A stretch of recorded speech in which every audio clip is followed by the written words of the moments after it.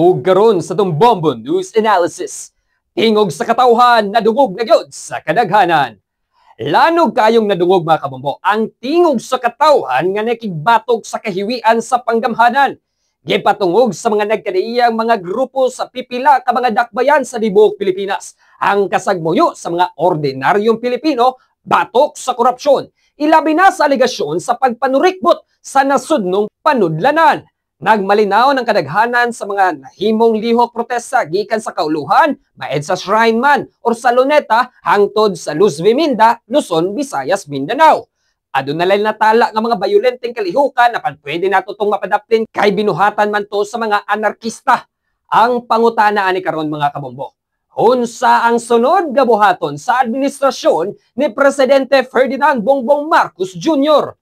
Di baka siya na PTSD sa kabugat sa tagak sa pamulong nga nabuhian sa mga uyamot nga katawhan nga matawag natong Alapandoras Box niyang gibutyag sa iskandalosong proyekto sa flood control.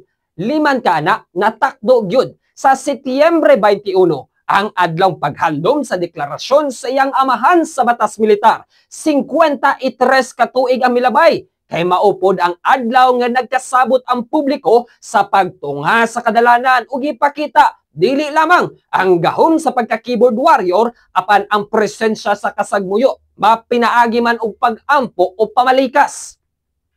Ang tiunay nga tapos ra gyud aning istoryaha mga kabombo kay ang higayong aduna gyud mapriso, masenador, kongresista, kontraktor aron pandayan og reformang balaod nun nga dili na kini mausab so maabot pohon. Kay kini atong gikabisugan karon kay para sa tiunay nga malambuong kaugmaon.